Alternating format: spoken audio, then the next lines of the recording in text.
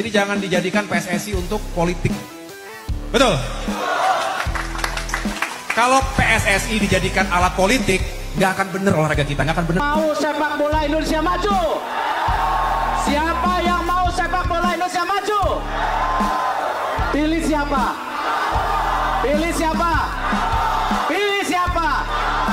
Wah wah wah, istana makin memanas. AHY tegaskan jangan jadikan sepak bola sebagai alat politik. Apakah AHY sindir keras Erick Thohir? Fans Garuda harus simak ini. Nah ini nih, Shin Tae-yong jadi kandidat kuat tangani timnas Indonesia. Kira-kira kenapa ya? Yuk saksikan beritanya hingga selesai.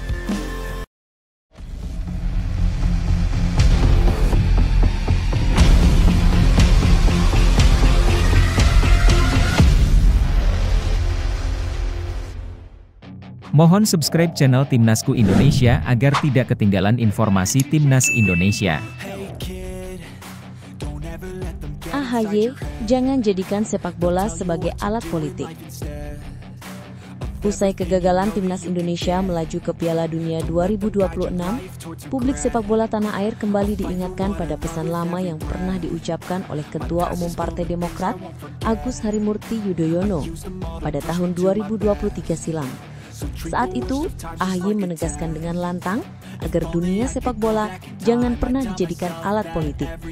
Ucapan tersebut muncul setelah Indonesia gagal menjadi tuan rumah Piala Dunia U20, sebuah peristiwa yang sempat mengguncang dunia sepak bola nasional dan menyisakan luka mendalam bagi para penggemar Garuda Muda. Kini, 2 tahun berselang, kata-kata AHY seolah menemukan relevansinya kembali. Pada masa itu, AHY menilai bahwa gagalnya penyelenggaraan Piala Dunia U20 telah memberikan 4 kerugian besar bagi Indonesia. Ia menyebut rusaknya citra bangsa di mata internasional, hilangnya hasil kerja keras berbagai pihak dalam mempersiapkan ajang tersebut, kerugian material akibat anggaran besar yang sudah dikeluarkan, serta hilangnya potensi ekonomi dan pariwisata yang seharusnya tumbuh melalui momentum besar itu. Semua kerugian tersebut, menurut AHY, bukan semata-mata karena faktor teknis, tetapi juga karena campur tangan politik yang terlalu dalam terhadap urusan olahraga. Kini, ketika Indonesia kembali menghadapi kenyataan pahit gagal menembus Piala Dunia 2026, publik mulai mengaitkan kembali peringatan AHY dengan kondisi terkini di tubuh PSSI. Pasalnya, Ketua Umum PSSI, Erick Thohir, yang juga merupakan tokoh penting dalam pemerintahan sekaligus bagian dari tim kampanye pasangan Capres Prabowo Gibran, sempat mengumandangkan orasi politik dengan kalimat, "Siapa yang ingin sepak bolanya maju, dukung Prabowo Gibran." Ucapan itu sontak memicu kontroversi, karena dianggap mencampur adukan urusan olahraga dengan politik praktis. Alih-alih membawa kemajuan, publik justru menyaksikan mundurnya prestasi timnas. Harapan besar yang semula menyala ketika Erick Thohir menjabat Ketua Umum PSSI, kini mulai meredup. Timnas Indonesia gagal menembus Piala Dunia 2026, dan keputusan kontroversial memecat pelatih Shin Tae-yong menjadi salah satu titik balik yang disorot tajam oleh pecinta sepak bola tanah air. Pengganti Shin, yaitu Patrick Lavier, yang notabene bukan sosok dengan pengalaman besar di Asia, dianggap sebagai langkah blunder yang memperburuk situasi.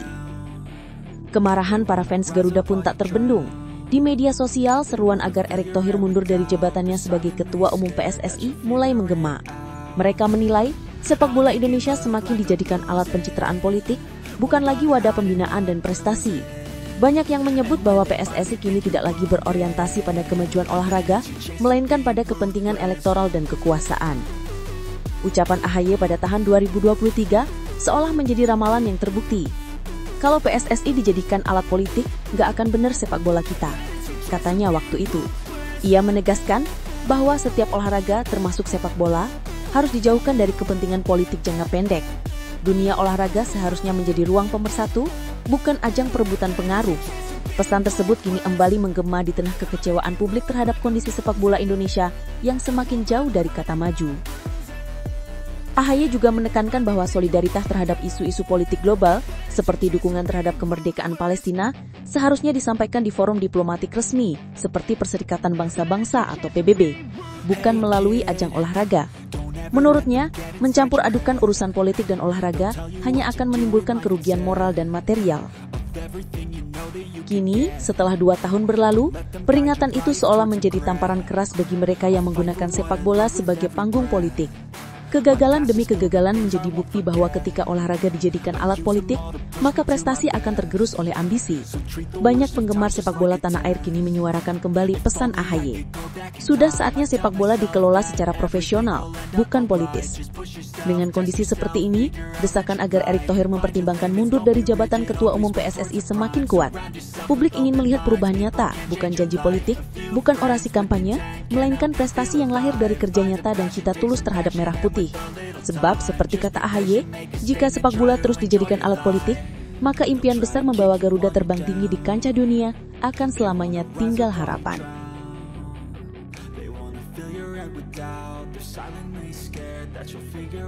Tiga pemain timnas Indonesia baru-baru ini menjadi sorotan publik sepak bola Eropa setelah tampil gemilang bersama klub masing-masing.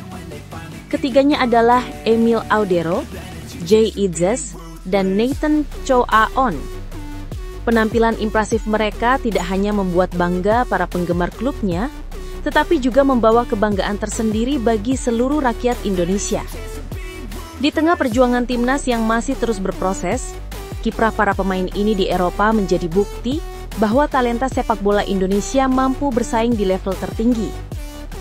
Nama pertama yang mencuri perhatian adalah Emil Audero. Kiper kelahiran Mataram ini tampil luar biasa bersama Cremonese dalam laga pekan ke-9 Serie A 2025-2026. Bermain di kandang Genoa pada 30 Oktober 2025, Emil menunjukkan performa gemilang di bawah mistar gawang. Sepanjang 90 menit pertandingan, ia berhasil mencatatkan clean sheet dan menjadi salah satu faktor utama kemenangan timnya.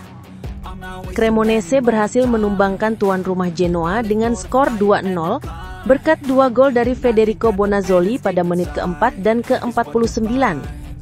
Namun di balik kemenangan itu, publik menyoroti bagaimana Emil tampil tenang, fokus, dan penuh percaya diri dalam menghadapi tekanan lawan.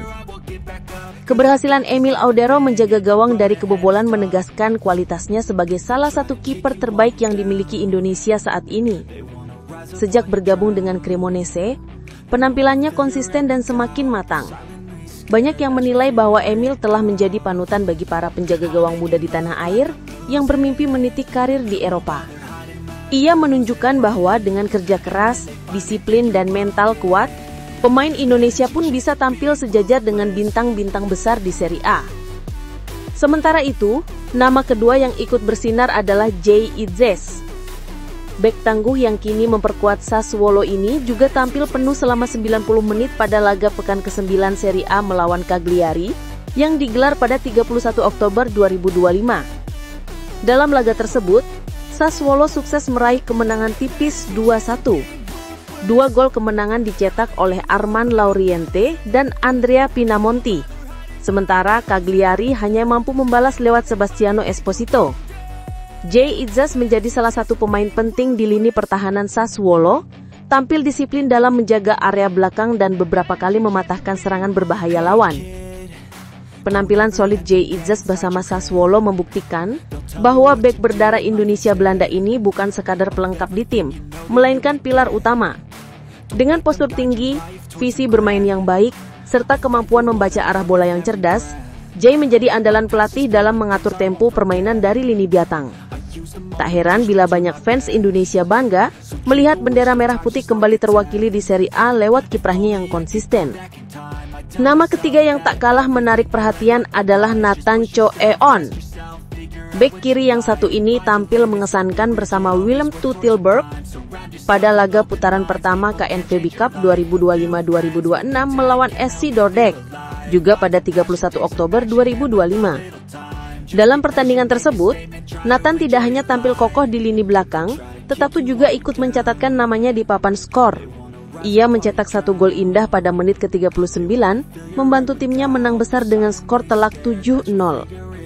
Gol tersebut menjadi torehan perdana Nathan untuk Willem II sejak bergabung pada 21 Juli 2025. Bagi Nathan, gol itu bukan sekadar angka di papan skor, melainkan bukti kerja keras dan adaptasi cepatnya di klub barunya. Sebelumnya, ia sudah tampil dalam 10 laga di kompetisi Kuken Kampiun divisi musim ini. Kontribusinya di lini pertahanan maupun dalam membantu serangan membuat pelatih dan supporter Willem II semakin percaya padanya. Penampilan Nathan menjadi sinyal bahwa pemain Indonesia memiliki potensi besar untuk berkembang di sepak bola Eropa. 3 pemain tersebut kini menjadi simbol harapan baru bagi sepak bola Indonesia. Mereka menunjukkan bahwa kemampuan pemain asal Indonesia bisa diakui di liga-liga bergengsi dunia.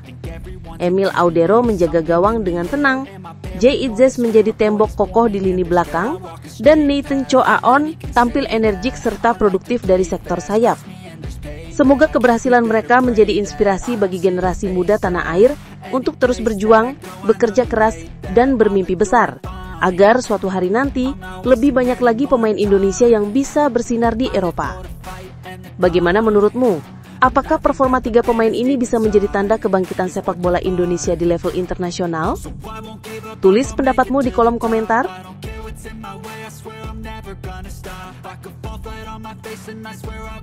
Shin Tae-yong jadi kandidat kuat tangani timnas Indonesia. Nama Shin Tae-yong kembali menjadi sorotan publik sepak bola Indonesia setelah muncul kabar bahwa pelatih asal Korea Selatan itu berpeluang besar kembali menukangi timnas Indonesia. Isu ini mencuat usai media Vietnam VN Express merilis laporan yang mengungkap kesulitan PSSI mencari pengganti Patrick Kluivert. Dalam laporan tersebut, disebutkan bahwa banyak pelatih top dunia menolak tawaran untuk melatih timnas Indonesia bukan karena alasan dana atau fasilitas, melainkan karena tekanan besar dari sebagian supporter Garuda yang dikenal terlalu ekstrim di media sosial. VN Express menulis bahwa PSSI kini berhati-hati dalam menentukan sosok pelatih baru lantaran tekanan publik yang begitu tinggi. Para pelatih kelas dunia disebut ragu bergabung karena takut menjadi korban komentar kasar, hujatan, hingga ancaman yang sering muncul di dunia maya. Bahkan Presiden PSSI, Erick Thohir, mengakui bahwa citra sepak bola Indonesia saat ini tengah menjadi sorotan negatif dunia. Ia menyesalkan maraknya ujaran kebencian dan diskriminasi yang dilayangkan terhadap pemain, pelatih, wasit, bahkan lawan selama babak kualifikasi Piala Dunia 2026. Erick Thohir menegaskan bahwa saat ini prioritas utama PSSI bukanlah mencari pelatih baru, melainkan memperbaiki citra sepak bola Indonesia di mata dunia. Kami belum menghubungi calon pelatih manapun. Fokus kami sekarang adalah menjaga persepsi global bahwa Indonesia bukanlah negara yang digambarkan buruk, ujarnya, seperti dikutip VN Express. Ia juga berharap agar seluruh supporter bisa bersatu memberikan dukungan positif, bukan justru menambah tekanan yang memperburuk situasi. Meski begitu, di tengah berbagai spekulasi mengenai calon pelatih baru, nama Shin Tae-yong justru mencuat kembali sebagai kandidat kuat. Berbeda dengan banyak pelatih lain yang enggan melatih Indonesia, Shin dikawakan justru menyatakan minatnya kembali menangani skuad Garuda. Namun, pelatih berusia 55 tahun itu dikabarkan memiliki satu syarat mutlak. Ia hanya akan kembali jika diberikan dukungan penuh oleh PSSI dan seluruh pihak yang terlibat. Keinginan Shin untuk kembali tentu bukan tanpa alasan. Ia merasa masih memiliki unfinished business atau misi yang belum selesai bersama timnas Indonesia. Meski gagal membawa skuad Garuda lolos ke Piala Dunia 2026, Shin Tae-yong dinilai telah memberikan banyak perubahan positif selama masa kepelatihannya. Ia berhasil membangun fondasi kuat dengan pemain muda berbakat seperti Marcelino Ferdinand, Pratama Arhan, dan Justin Hubner. Selain itu, Shin juga dikenal memiliki kedisiplinan tinggi dan gaya kepelatihan yang tegas, sesuatu yang selama ini dinilai cocok dengan karakter pemain Indonesia.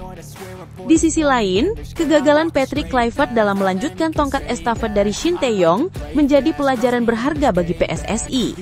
Di bawah asuhan Kluivert, performa tim nasional justru menurun dan gagal melaju ke putaran keempat kualifikasi Piala Dunia 2026 setelah kalah dari Arab Saudi dan Irak.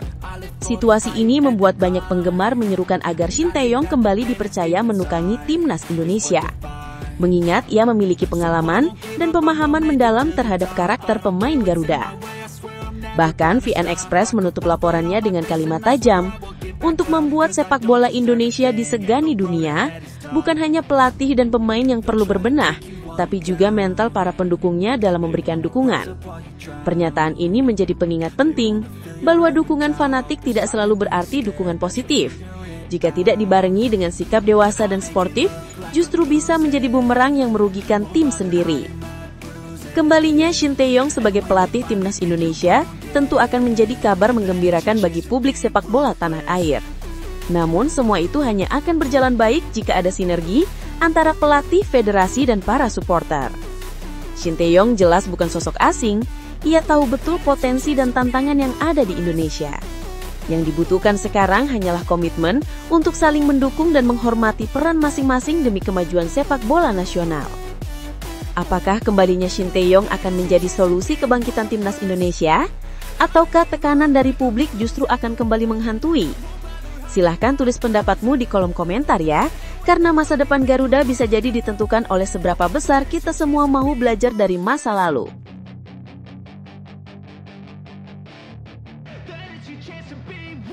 Presiden Prabowo disambut hangat oleh Presiden Korea Selatan. Presiden Republik Indonesia, Prabowo Subianto, tengah menjadi pusat perhatian publik setelah melakukan kunjungan kenegaraan ke Korea Selatan dalam rangka menghadiri konferensi tingkat tinggi APEC 2025 yang digelar di Gyeongju. Kedatangan Prabowo disambut hangat oleh Presiden Korea Selatan, Lee Jae-myung, dalam suasana yang penuh keakraban dan simbol diplomasi yang erat antara kedua negara. Namun, di balik momen diplomatik tersebut, muncul kabar menarik yang justru mencuri perhatian warganet Indonesia. Banyak fans Garuda menduga bahwa kunjungan ini bisa menjadi pintu awal kembalinya Shin Tae-yong untuk menangani timnas Indonesia lagi. Dalam sebuah video yang beredar di media sosial, terlihat momen hangat ketika Prabowo menyapa Presiden Lee Jae-myung dengan ucapan Annyeonghaseyo. Sapaan sederhana itu langsung menjadi viral dan menuai banyak pujian karena dianggap menunjukkan kedekatan kultural antara Indonesia dan Korea Selatan. Namun yang menarik adalah bagaimana publik sepak bola Indonesia langsung mengaitkan kunjungan tersebut dengan sosok Shin Tae-yong, pelatih asal Korea Selatan yang sempat menorehkan sejarah bersama timnas Indonesia sebelum hubungan dengan PSSI berakhir dengan pemutusan kerjasama sepihak. Banyak penggemar Garuda menilai kehadiran Prabowo di Korea bisa saja membuka peluang baru untuk memperbaiki hubungan yang sempat renggang antara Shin Tae-yong dan Federasi Sepak Bola Indonesia. Rumor pun beredar bahwa ada kemungkinan perwakilan dari Indonesia yang ikut dalam rombongan presiden akan melakukan pertemuan informal dengan pihak Shin Tae-yong. Meski hal ini belum dikonfirmasi secara resmi, spekulasi tersebut terus menguat di media sosial, terutama di kalangan fans yang masih berharap besar agar Shin kembali menjadi juru taktik skuad Garuda. Tidak bisa dipungkiri, Shin Tae-yong adalah sosok yang memiliki tempat istimewa di hati para pecinta sepak bola Indonesia. Di bawah asuhannya, timnas Indonesia menunjukkan perkembangan yang signifikan baik dari sisi teknik, disiplin, maupun mental bertanding. Bahkan, Shin berhasil membawa skuad muda Indonesia tampil mengesankan di berbagai ajang internasional. Namun, pemecatan secara sepihak oleh PSSI beberapa waktu lalu meninggalkan rasa kecewa mendalam bagi banyak pihak, termasuk Shin sendiri.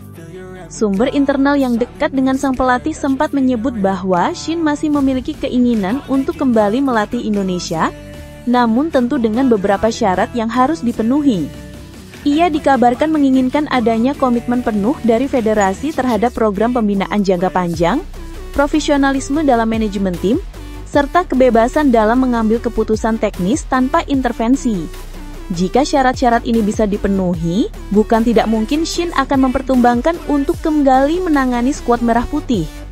Menariknya, fans sepak bola Indonesia juga melihat sosok Presiden Prabowo sebagai figur yang mampu menjadi jembatan diplomatik untuk meredakan ketegangan antara Shin dan PSSI. Dikenal sebagai pemimpin yang tegas namun juga menghargai dedikasi, banyak yang berharap Prabowo bisa turun tangan secara langsung untuk membuka komunikasi baru dengan sang pelatih. Momen pertemuannya di Korea Selatan dianggap sangat strategis karena selain menghadiri forum ekonomi tingkat dunia, Ia juga bisa memperkuat hubungan bilateral melalui sektor olahraga, sebuah langkah diplomasi yang sering digunakan oleh negara-negara maju. Jika pertemuan itu benar terjadi, dampaknya bisa sangat besar bagi masa depan sepak bola Indonesia. Kembalinya Shin Tae-yong bisa menjadi momentum penting untuk membangkitkan kembali semangat Garuda yang sempat redup pasca kepergiannya. Apalagi Shin sudah memahami karakter pemain Indonesia dan memiliki hubungan emosional yang kuat dengan para pemain muda yang ia latih sejak beberapa tahun yang terakhir. Kunjungan Prabawa ke Korea Selatan dalam rangka APEC 2025 sejatinya berfokus pada kerjasama ekonomi dan diplomasi internasional. Namun bagi jutaan fans sepak bola Indonesia, momen ini punya makna lebih dari sekedar forum ekonomi. Mereka melihatnya sebagai harapan baru, peluang emas yang mungkin saja membuka jalan bagi kembalinya sosok yang telah menginspirasi semangat nasionalisme di lapangan hijau. Kini publik hanya bisa menunggu dan berharap, apakah rumor ini akan menjadi kenyataan atau sekedar mimpi yang kembali menggema di tengah rindu akan kepemimpinan Shin Tae-yong. Bagaimana menurut kalian? Apakah pertemuan Presiden Prabowo di Korea bisa menjadi awal kembalinya Shin Tae-yong ke timnas Indonesia? Tulis pendapat kalian di kolom komentar ya.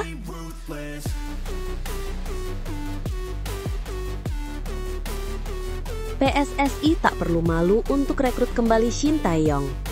Isu kembalinya Shin Tae-yong ke kursi pelatih timnas Indonesia kembali menjadi topik hangat yang mengguncang dunia sepak bola nasional. Meski Ketua Umum PSSI, Erick Thohir telah menegaskan bahwa peluang Shin untuk kembali adalah 0%, banyak pihak menilai bahwa federasi tidak perlu merasa malu atau gengsi jika memang harus merekrutnya lagi. Alasannya sederhana, sepak bola bukan tentang gengsi, melainkan tentang hasil dan dedikasi. Shin Tae-yong sudah membuktikan dirinya sebagai sosok pelatih yang mampu mengangkat performa Garuda ke level yang lebih tinggi. Publik sepak bola Indonesia tentu masih ingat bagaimana Shin Tae-yong datang dengan visi besar untuk membenahi sistem permainan, disiplin, dan mental para pemain muda. Ia memperkenalkan standar profesional yang tinggi dan hasilnya terlihat jelas di lapangan. Timnas Indonesia, baik di level senior maupun usia muda, mulai menunjukkan identitas permainan yang lebih modern dan terorganisir.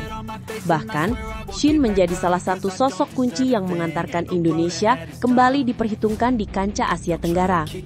Maka, wajar bila publik bereaksi keras ketika PSSI seolah menepuk pintu rapat-rapat bagi kembalinya pelatih asal Korea Selatan tersebut.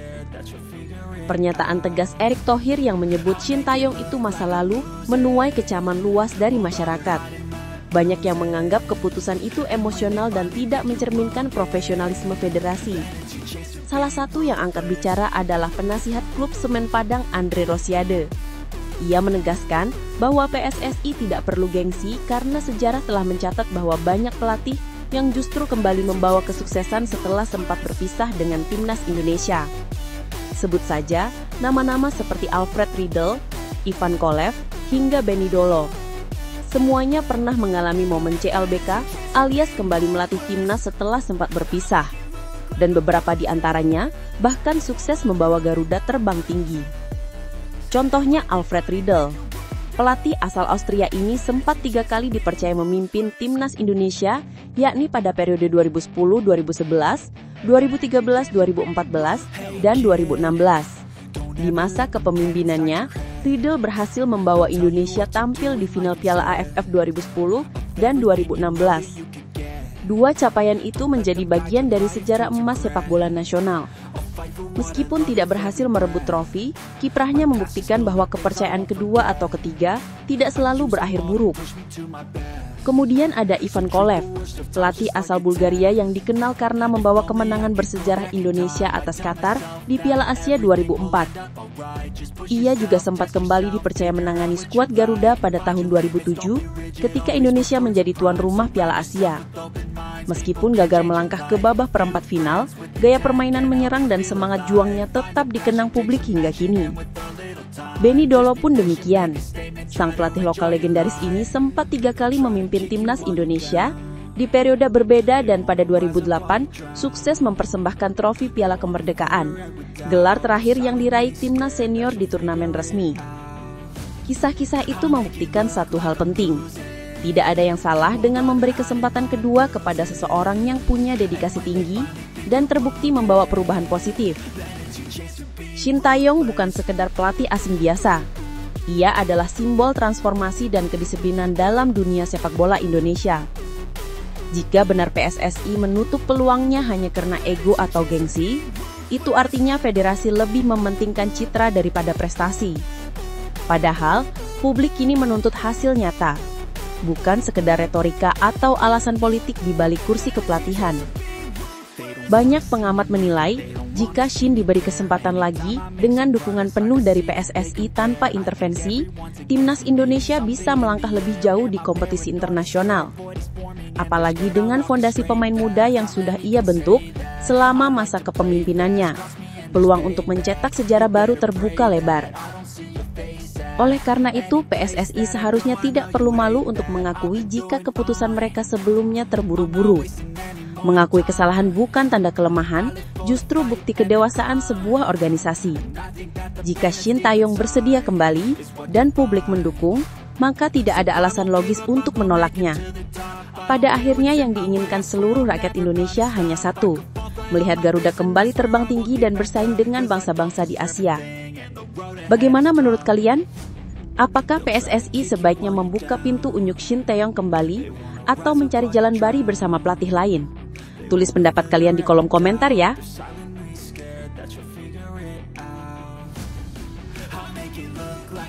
Timnas Indonesia U17 siap bermain di Piala Dunia. Setelah kepastian pahit bahwa Timnas Indonesia Senior gagal melangkah ke Piala Dunia 2026, publik sepak bola tanah air sempat dilanda kekecewaan mendalam. Harapan besar yang semula menyala di pundak skuad Garuda, kini harus pupus di tengah jalan. Namun, di balik kegelapan itu, muncul secercah harapan baru dari generasi muda, yakni Timnas Indonesia U17 yang kini tengah bersiap tampil di Piala Dunia U17 2025 di Qatar.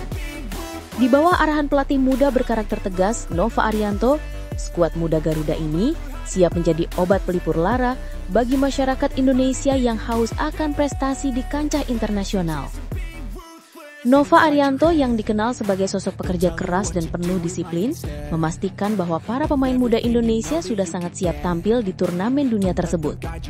Setelah menjalani serangkaian uji coba di Dubai, Uni Emirat Arab, Nova menegaskan bahwa timnya sudah mendapatkan banyak pelajaran berharga. Dalam 3 laga uji coba yang digelar di sana, Timnas U17 menunjukkan perkembangan signifikan meski harus menghadapi lawan-lawan tangguh seperti Paraguay, Pantai Gading, dan Panama di laga terakhir. Hasil dari 3 laga itu cukup menggambarkan potensi besar yang dimiliki skuad muda Garuda. Meski kalah tipis 1-2 dari Paraguay, Timnas U17 mampu bermain imbang 0-0 melawan Pantai Gading dan menahan tim kuat Panama dengan skor 1-1 di laga terakhir. Nova menyebut hasil tersebut bukan sekedar skor, melainkan cerminan dari proses pembelajaran yang sangat penting menjelang turnamen terbesar kelompok usia di dunia tersebut. Yang pasti, di 3 pertandingan ini kita banyak belajar ya, karena lawan yang kita hadapi dari Paraguay, Pantai Gading, dan Panama itu semuanya memiliki postur dan level permainan yang tinggi, ujar Nova Arianto usai laga terakhir di Dubai. Ia menambahkan bahwa para pemain muda Indonesia sudah mulai memahami bagaimana cara bermain di level internasional dan siap menghadapi tekanan yang jauh lebih besar di Piala Dunia nanti. Turnamen Piala Dunia U17 2025 yang akan digelar di Qatar mulai 3 November hingga 27 November mendatang menjadi kesempatan emas bagi Indonesia untuk menunjukkan perkembangan sepak bolanya. Ini adalah kali kedua Indonesia tampil di ajang tersebut. Dan skuad asuhan Nova tergabung di grup H bersama lawan-lawan tangguh seperti Zambia, Brasil, dan Honduras. Laga perdana melawan Zambia pada 4 November nanti akan menjadi pembuktian awal sebelum menghadapi raksasa Amerika Selatan Brasil pada 7 November dan menutup fase grup melawan Honduras pada 10 November mendatang. Nova tak menampik bahwa tantangan yang dihadapi anak asuhnya sangat berat, namun ia menegaskan bahwa mentalitas dan semangat juang menjadi kunci utama. Saya bilang ke pemain, kita datang ke Qatar bukan hanya untuk berpartisipasi. Kita harus percaya diri dan berani. Kita harus memberikan yang terbaik dan hasil terbaik untuk Indonesia, ujar mantan pemain Persib Bandung itu dengan tegas. Meskipun masih ada 2 pemain yang dalam pemantauan tim medis, Nova tetap optimis seluruh skuad akan siap tempur. Ia juga menyoroti pentingnya menjaga kepercayaan diri. Karena bagi pemain muda, pengalaman bermain di panggung dunia akan sangat menentukan masa depan mereka di sepak bola profesional. Kebangkitan Timnas Indonesia U17 ini seolah menjadi angin segar di tengah rasa kecewa publik terhadap kegagalan tim senior. Banyak yang melihat bahwa generasi muda inilah yang akan menjadi fondasi baru bagi masa depan sepak bola nasional. Mereka bermain dengan semangat, tanpa beban, dan membawa mimpi besar untuk mengharumkan nama Indonesia di mata dunia. Kini, semua mata tertuju pada Nova Arianto dan anak asuhnya. Mampukah mereka menjadi pelipur lara bagi pecinta sepak bola tanah air? Harapan besar tertuju pada skuad muda ini untuk membawa semangat baru, membuktikan bahwa masa depan Garuda masih cerah dan bahwa kegagalan bukanlah akhir, melainkan awal dari kebangkitan yang sesungguhnya. Bagaimana menurut kalian? Apakah Timnas Indonesia U17 bisa menjadi kebanggaan baru setelah kegagalan tim senior? Tulis pendapat kalian di kolom komentar dan beri semangat untuk Garuda Muda yang akan berjuang di Qatar.